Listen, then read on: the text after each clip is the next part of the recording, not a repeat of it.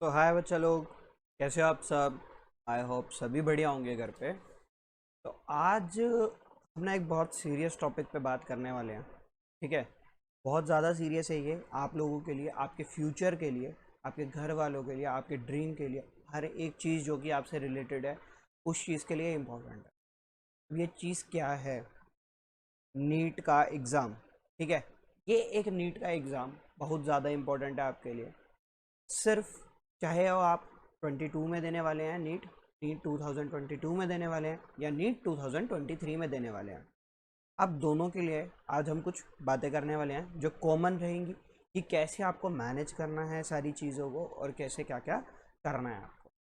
तो उसके पहले आप मेरी बात क्यों सुनेंगे? ठीक है, सबसे पहली बात तो ये आती है कि आप आए हैं मेरे पास, आप मेरी वीडियो पे आए हैं, तो आप पूछेंगे कि भैया हम आपकी बात क्यों सुने। सर हम आपकी बात क्यों सुने? ठीक है, तो मैं, मेरा नाम चिराग जैन है और मैंने नीट 2019 में निकाला था और मैं एक ड्रॉपर हूँ। मैंने ड्रॉप लिया था, उसके बाद जाके मेरा नीट निकला था। 645 मार्क्स थे जिस टाइम पे मेरा नीट निकला। और अभी IMS BHU से मैं अपनी MBBS कंप्लीट कर रहा हूँ, मतलब सेकेंड ईयर के अंदर आ गया हूँ।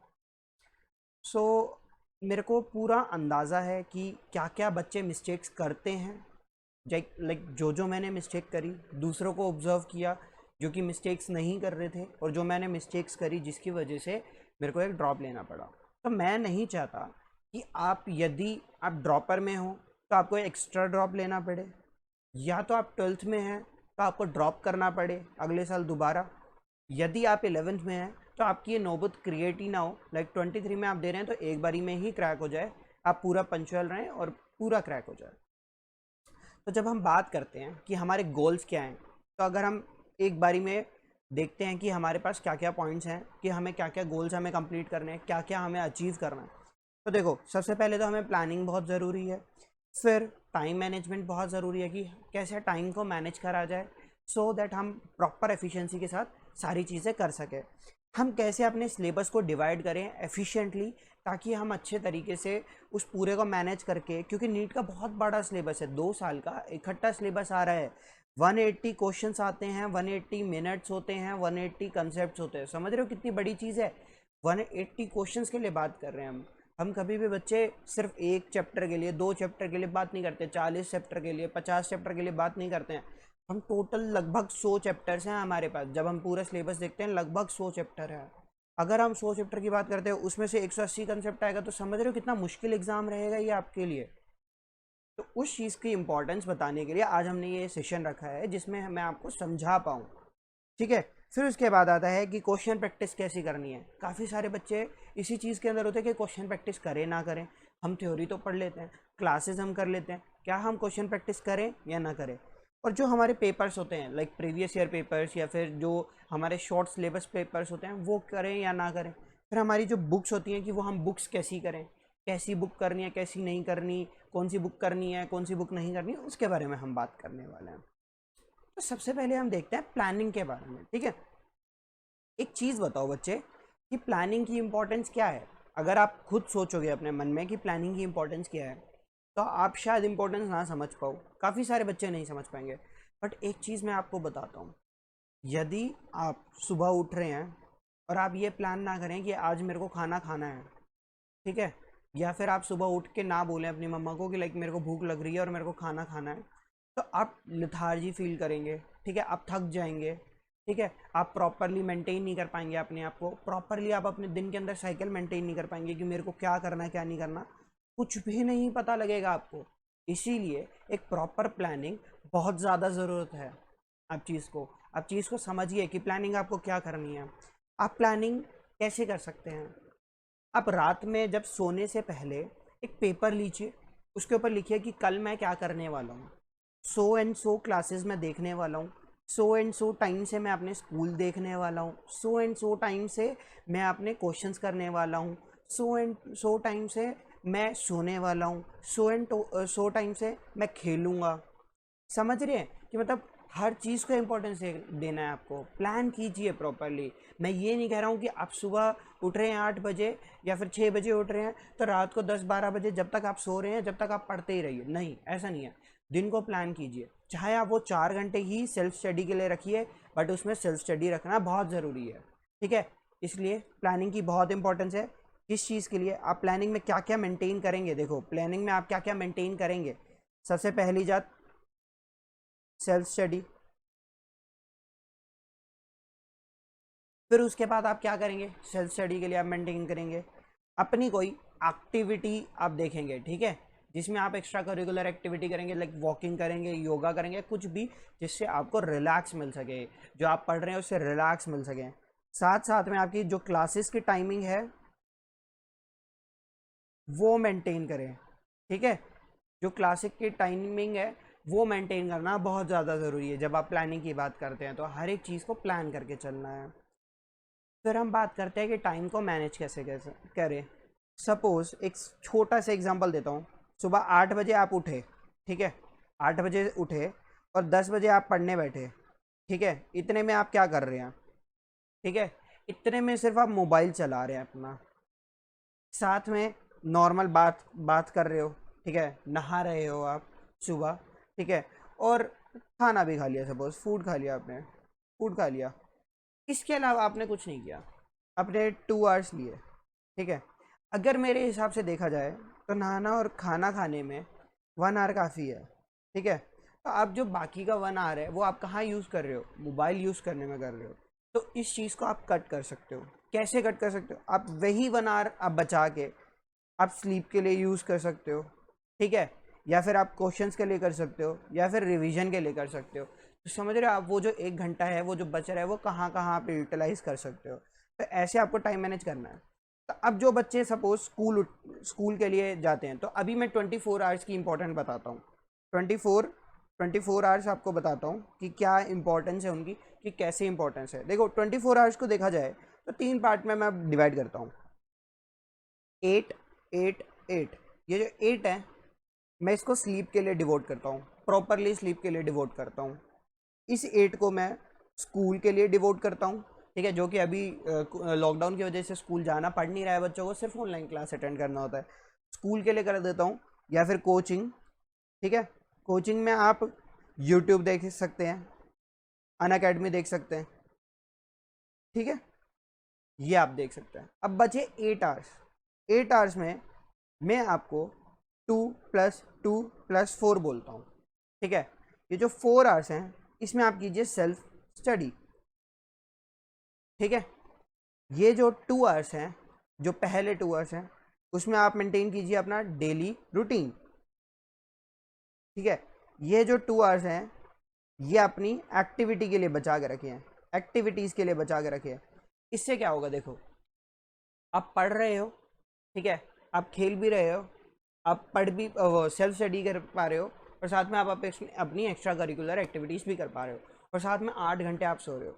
अब ज़्यादातर बच्चे जो मैंने ऑब्जर्व किया है, जो स्लीप है उसको हम 6 to 7 आवर्स भी बहुत आराम से कर लेते हैं।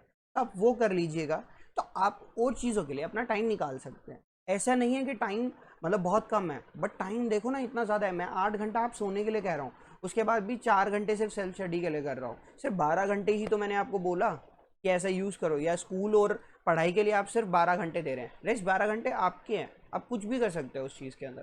तो ये इंपॉर्टेंस है 24 आवर्स की। फिर उसके हम बात करते हैं सिलेबस डिवीजन की।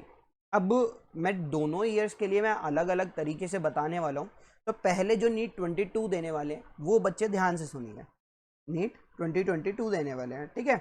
अब इसमें जो टॉपिक्स है ना, देखो टॉपिक्स जो हैं फिजिक्स के, केमिस्ट्री के,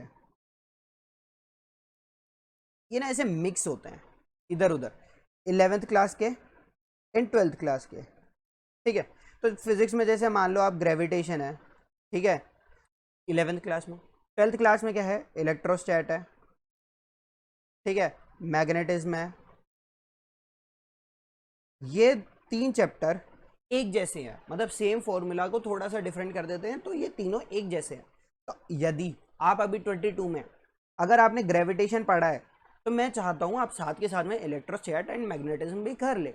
इससे क्या होगा, थोड़ा सा टाइम बच जाएगा, लाइक 2-3 आवर्स भी बचेंगे तो वो मोर देन इनफ है, ठीक है। तो ऐसे आपको सिलेबस को डिवाइड कर लेना है पार्ट में, ठीक है। ऐसे ही आप केमिस्ट्री का देखते हैं, केमिस्ट्री में हम पढ़ते हैं स्ट्रक्चर ऑफ एटम, ठीक है, स्ट्रक्चर ऑफ एटम के बारे में पढ़ते हैं, ठीक है। जब स्ट्रक्चर ऑफ एटम पढ़ते हैं, यहाँ स्ट्रक्चर ऑफ एटम्स के जो क्वेश्चंस हैं, यहाँ पे एटम्स के डाउट क्लियर हो जाएंगे। जो एटम्स चैप्टर है 12th क्लास के अंदर वो लगभग सिमिलर है, ठीक है। जो स्ट्रक्चर ऑफ एटम है वो एटम्स यहाँ पे सिमिलर है। फिर उसके बाद यहाँ पे जब 12th क्लास में हम केमिस्ट्री पढ़ते हैं तो यहाँ पे हम रेट ऑफ रिएक्शन वाला चैप्टर पढ़ते हैं, रेट ऑफ रिएक्शन पढ़ते हैं, ठीक है। तो first order second order reaction पढ़ते हैं। इसी का एप्लीकेशन न्यूक्लियाई के अंदर है। न्यूक्लियाई का आधा पार्ट आपका रेट ऑफ रिएक्शन से ही क्लियर हो जाता है। रेट ऑफ रिएक्शन भी बोले तो फर्स्ट ऑर्डर रिएक्शन आप जब पढ़ते हैं। तो समझ आया बच्चे कि कैसे डिवाइड करना है। ऐसे मतलब पेयर बना के रख दीजिए। ऐसा नहीं है कि वो आपका केमिस्ट्री का टॉपिक है, ऐसा नहीं है कि वो फिजिक्स का है। आप देखिए कौन से सिमिलर टॉपिक है उसके हिसाब से डिवाइड कीजिए। और बायो की बात, बायो सबसे आसान है, ठीक है। बायो को आप एनसीईआरटी से कीजिए, पूरा एनसीईआरटी से कीजिए, उसके अलावा कुछ करने की जरूरत नहीं है आपको। जब आप एनसीईआरटी पढ़ेंगे ना बच्चे, सब क्लियर हो जाएगा, ठीक है। जब आप एनसीईआरटी पढ़ेंगे तो मैं आपको बताता हूँ बायो के लिए कैसे अप्रोच कीजिए, ठीक है। अगर आप अभी उसमें हैं, बोर्ड्स के लिए कर रहे हैं या 22 में आप देने वाले हैं, तो देखो सबसे पहले आप बायोलॉजी के लिए सबसे पहला काम क्या कर सकते हैं। अगर आप क्लासेस ले रहे हैं, ठीक है, तो इसके नोट्स बनाइए, ठीक है। नोट्स बनाइए, इसको रिवाइज कीजिए। जब क्लास बना रहे हैं तो ही नोट्स बनाने, फिर उसको आप रिवाइज करेंगे। रिवाइज करने के बाद आप एनसीईआरटी पढ़ेंगे, ठीक है। एनसीईआरटी पढ़ेंगे, फिर उसके बाद कुछ रेफरेंस बुक पढ़ सकते हैं, रेफरेंस बुक देख सकते हैं अगर आपका मन है तो, ठीक है। अगर आपकी इच्छा है कि मेरे को एक रेफरेंस बुक देखनी है तो आप रेफरेंस बुक देख सकते हैं। जब आप ये कर लेंगे तो आप क्या करेंगे, चैप्टर वाइज क्वेश्चन करेंगे, ठीक है। चैप्टर वाइज क्वेश्चंस करेंगे, फिर उसके बाद प्रीवियस ईयर क्वेश्चंस करेंगे। इतना क्लियर हो गया। फिर उसके बाद दोबारा आप एनसीईआरटी पढ़ लेंगे, ठीक है। जब ये पूरा हो जाएगा तो लास्ट में आपको दोबारा एक बार एनसीईआरटी पढ़ लेना है। तो आपका एक बारी में पूरा चैप्टर क्लियर हो जाएगा कि आपने एनसीईआरटी 2 बारी पढ़ लिया है, ठीक है। यहाँ देखो एक ही रिवीजन के अंदर आपने एनसीईआरटी को 2 बारी पढ़ लिया है, ठीक है। तो 11th और 12th के लिए तो आप ऐसे कर सकते हो, और बल्कि आप तो पहले से पढ़ के आए हैं ना 11th, तो आप बहुत अच्छे से रिवाइज कर सकते हो और एनसीईआरटी बहुत अच्छे से पढ़ सकते हैं। तो वो चीज़ का ट्राई कीजिएगा, ठीक है। अब बात आती है जो हमारे बच्चे, जो मेरे दोस्त हैं सभी नीट 23 का प्रिपरेशन करने वाले हैं। नीट 23 के लिए बच्चों बहुत कन्फ्यूजन में रहते हो आप कि हमें फिजिक्स से बहुत डर लगता है, केमिस्ट्री से बहुत डर लगता है, या फिर बायो से मतलब ऐसा रटना पड़ता है। तो ऐसा कुछ नहीं है। देखो फिजिक्स जो है ये बेसिक कंसेप्ट है, ठीक है। बेसिक कंसेप्ट हैं यहाँ पे। जब आप 11th में पढ़ रहे हो तो बहुत ध्यान से क्लास में सुनिए, ठीक है। नोट्स बनाइए। नोट्स बनाने के बाद मैं तो कहूँगा कि एनसीईआरटी भी नहीं पढ़ रहे तो डायरेक्ट आप क्वेश्चंस लगाइए, ठीक है। जब आप नोट्स और क्वेश्चंस लगा लेंगे, फिर दोबारा आप जब क्वेश्चन लगाएंगे तो आपको थ्योरेटिकल पॉइंट्स मिलेंगे। तो इसके लिए आपको एनसीईआरटी पढ़ना है, ठीक है। फिर अगर आप एनसीईआरटी की मेजर चीज़ें कर लेंगे, फिर आप दोबारा क्वेश्चंस देख सकते हैं, ठीक है। तो ऐसे आपका फिजिक्स स्ट्रांग होगा, ठीक है। जब आप नोट्स पढ़ेंगे, क्वेश्चंस देखने से पहले आप यहाँ पे नोट्स भी देख सकते हैं। क्वेश्चन के बाद नोट्स एंड एनसीईआरटी देख सकते हैं, क्योंकि मेरे को ऐसा लगता है फिजिक्स के अंदर नोट्स बहुत इंपॉर्टेंट है, बहुत इंपॉर्टेंट रोल प्ले करते हैं। फिर उसके बाद जब हम बात करते हैं केमिस्ट्री की, ठीक है। केमिस्ट्री के 3 होते हैं पार्ट। केमिस्ट्री में 3 पार्ट होते हैं, ठीक है। केमिस्ट्री में 3 पार्ट हैं आपका, फिजिकल, ऑर्गेनिक एंड इनऑर्गेनिक, ठीक है। जो इनऑर्गेनिक है ना बच्चे, प्योर एनसीईआरटी आता है, प्योर एनसीईआरटी आता है। जो फिजिकल आता है ये कंसेप्ट्स होते हैं, फिजिकल में कंसेप्ट्स होते हैं, फॉर्मूला होता है, ठीक है, फॉर्मूले होते हैं। फिर उसके बाद जो आपके होते हैं न्यूमेरिकल्स जो होते हैं, न्यूमेरिकल्स होते हैं, थ्योरी होता है। तो आपको ऐसे टैकल करना है। स्ट्रैटेजी वही रहेगी कि आप नोट्स पढ़ेंगे, एनसीईआरटी पढ़ेंगे, फिर उसके बाद आप क्वेश्चंस करेंगे। फिर आती है बात ऑर्गेनिक की। ऑर्गेनिक के लिए एनसीईआरटी पढ़ना होता है, साथ में नोट्स बहुत इंपॉर्टेंट रोल प्ले करते हैं यहाँ पे, कि नोट्स को बहुत अच्छे से देखना होता है। एनसीईआरटी के साथ साथ नोट्स भी बहुत अच्छे से देखने हैं, ठीक है। फिर उसके बाद जब बात आती है आपकी एनसीईआरटी और नोट्स देख लिए, तो यहाँ पे क्वेश्चंस करने हैं, ठीक है। क्वेश्चंस तो जितने ज़्यादा कर सको उतना अच्छा है। ऐसे आप सिलेबस को डिवाइड कर सकते हैं। लाइक आपको कैसे डिवाइड करना है, फिजिकल को करना है, इनऑर्गेनिक को करना है, ऑर्गेनिक को करना है।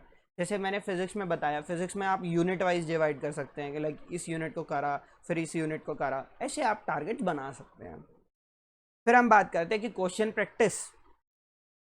काफ़ी सारे बच्चे ये बोलते हैं कि क्या हमें क्वेश्चंस करने हैं।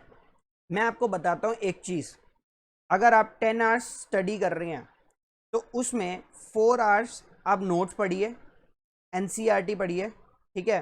और जो 6 आवर्स है ना, इसमें आप क्वेश्चंस करिए, डाउट्स करिए, ठीक है। फिर उसके बाद इनके सॉल्यूशंस देखिए आप, अगर आपको समझ नहीं आ रहे तो इनके सॉल्यूशंस देख सकते हैं आप, ठीक है। तो ये सब आपको क्वेश्चन में 10 आवर्स की इंपॉर्टेंस है, ठीक है। अब रीज़न क्या है, देखो यहाँ जब आप क्वेश्चंस प्रैक्टिस करते हो ना, तो आपको कुछ चीज़ें मेंटेन करनी पड़ती है, लाइक क्या क्या। देखो अगर हम क्वेश्चंस कर रहे हैं तो क्या क्या मेंटेन करेंगे, एक्यूरेसी,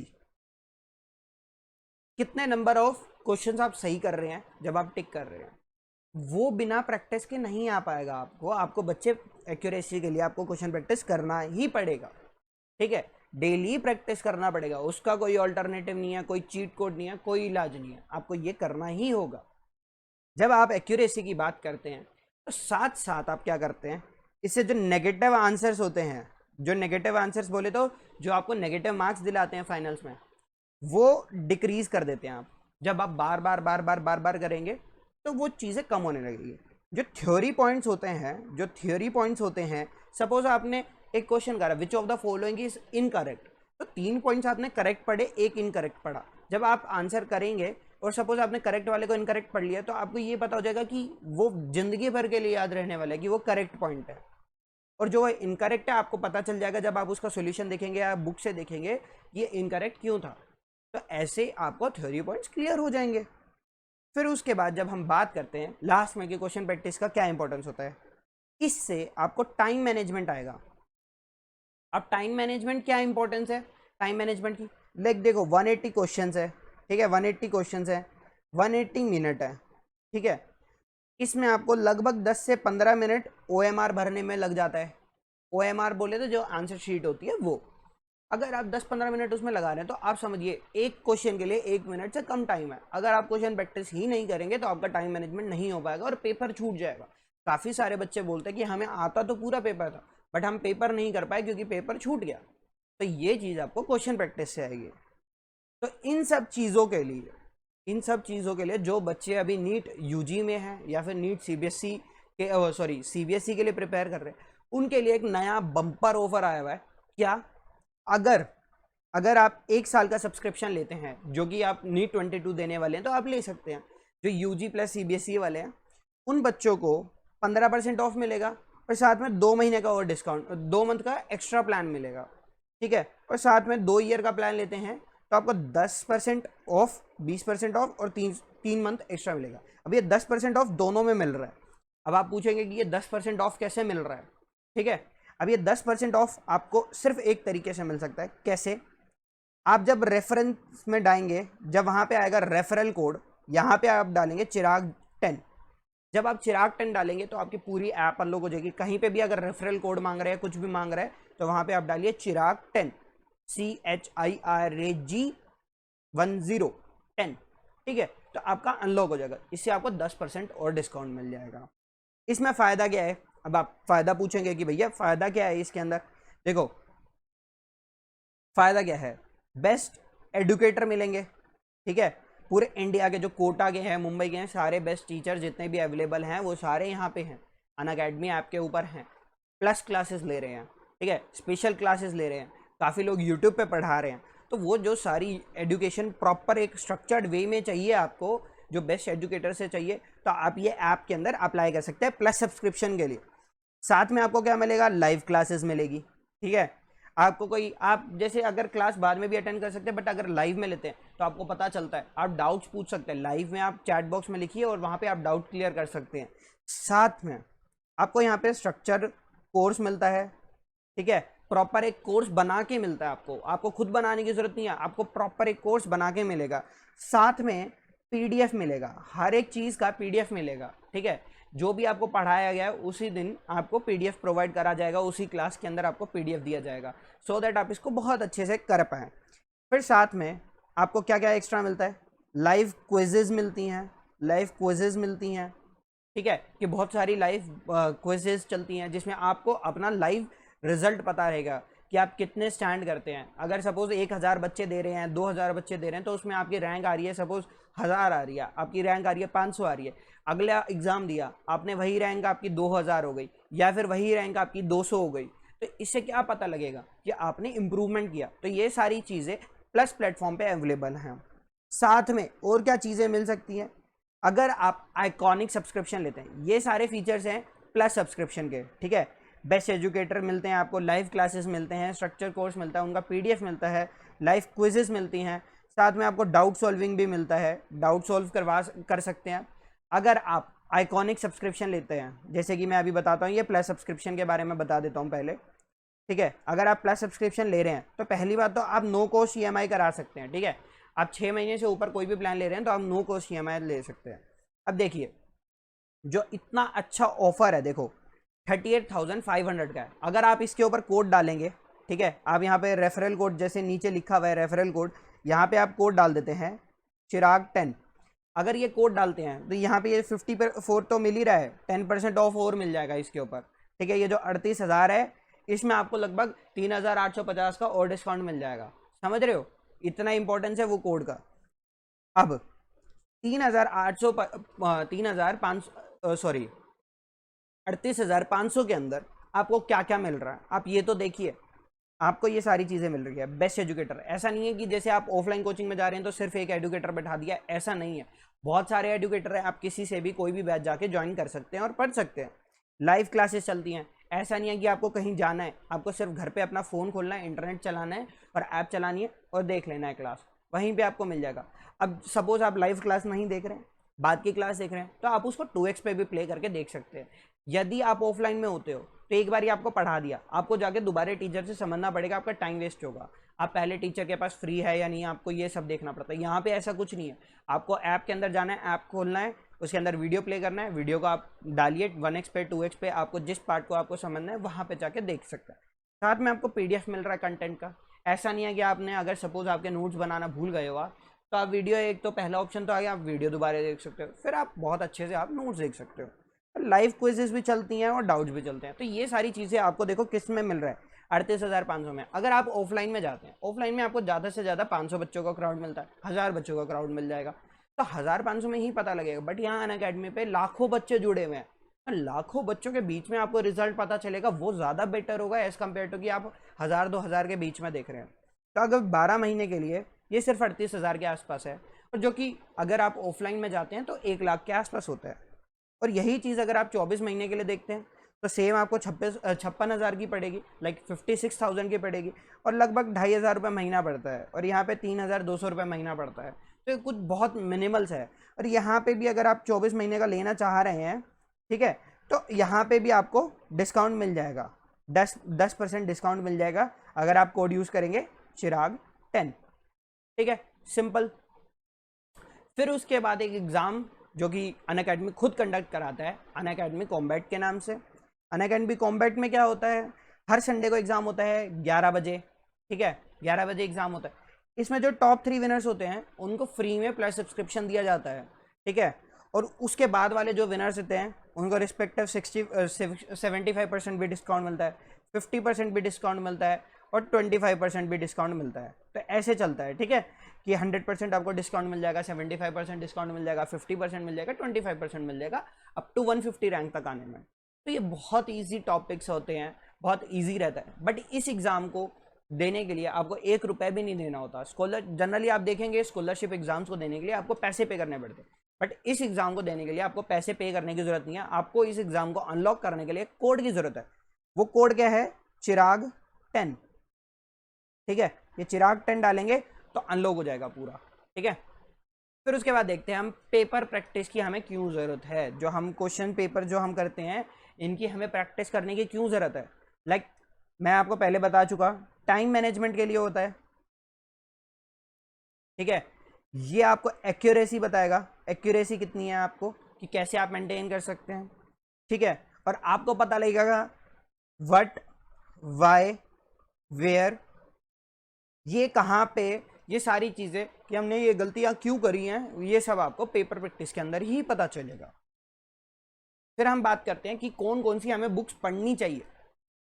एक बाइबल का नाम है एनसीईआरटी, भगवत गीता का नाम है एनसीईआरटी। एनसीईआरटी चाहे ये बायो की हो, चाहे ये केमिस्ट्री की हो, या फिर फिजिक्स की हो, ठीक है, ये आपको पढ़ना ही पढ़ना है। ये आपको पढ़ना ही पढ़ना है, इसके अलावा कोई ऑल्टरनेटिव नहीं है, यही एक इलाज है, यही एक रामबाण है, ये आपको पढ़ना ही पढ़ना है। देखो बायो के लिए तो आपको मस्ट है, ठीक है, जैसे अगर आप देखते हैं बायो के लिए मस्ट है। केमिस्ट्री में आपको ऑर्गेनिक इनऑर्गेनिक के लिए पढ़ना ही है। फिजिक्स में थ्योरी के लिए पढ़ना है, फिजिक्स में आपको थ्योरी के लिए पढ़ना है, तो ऐसे आपको पढ़ना ही है। बायो तो आपके लिए मस्ट है, ठीक है, बायो में तो आपको सब कुछ यही है, सब कुछ ही एनसीईआरटी है। तो ऐसे फिर उसके बाद चैप्टर वाइज एमसीक्यू की कोई भी बुक उठा सकते हैं, बहुत सारी बुकें आती हैं मार्केट के अंदर, कोई भी पब्लिकेशन की आप उठा सकते हैं। मेरे लिए कोई ऐसा कोई फेवरेट बुक नहीं है, बट क्या नाम है, मैं एमटीजी की कुछ बुक्स थी वो मैं कर लेता था, ठीक है, चैप्टर वाइज एमसीक्यू के लिए मैं एमटीजी की बुक्स यूज़ करता था। प्रीवियस ईयर क्वेश्चंस भी एमटीजी की बुक्स आती हैं या अरिहंत की आती हैं, ठीक है, जीआरजी की आती हैं, बहुत सारी बुक्स आती हैं, मतलब बहुत सारा मटेरियल अवेलेबल है। मैं ये नहीं कह रहा कि कोई भी बुक उठाओ, कोई भी ऐसा उठाओ, चाहे सबसे सस्ती बुक उठाओ, चाहे फोटो कॉपीज उठाओ, चाहे गूगल से क्वेश्चंस उठाओ, चाहे कहीं से भी लो, पर मैं ये कह रहा हूँ चैप्टर वाइज एमसीक्यू करने बहुत ज़रूरी है, प्रीवियस ईयर क्वेश्चंस करने बहुत ज़्यादा ज़रूरी है, उससे आपको ओरिएंटेशन मिलता है। बस इतना ही आपको करना है। बस आखिरी में मैं आपको 2 वर्ड बोलना चाहूँगा, यू कैन। आप कर सकते हैं, चाहे आपको कुछ भी हो जाए, चाहे कोई भी सर्कमस्टांसेस हो, आपका अगर इच्छा है, आपका अगर मन है, आप किसी के ऊपर एहसान नहीं कर रहे हो, ठीक है। पहली बात तो आप एमबीबीएस कर रहे हो, आपने खुद के लिए चूज़ किया है, नीट आपने खुद के लिए चूज़ कर रहा है, बीडीएस आपको करना है खुद की चूज़ है, अगर बीएमएस करना है वो आपकी इच्छा है, आपको जिस टाइप का डॉक्टर बनना है वो आपकी इच्छा है, ठीक है, पर वो आपने खुद के लिए खुद को चूज़ किया है, किसी के ऊपर आपने एहसान नहीं करा।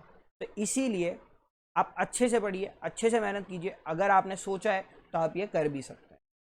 चलिए, ऑल द बेस्ट एवरीवन।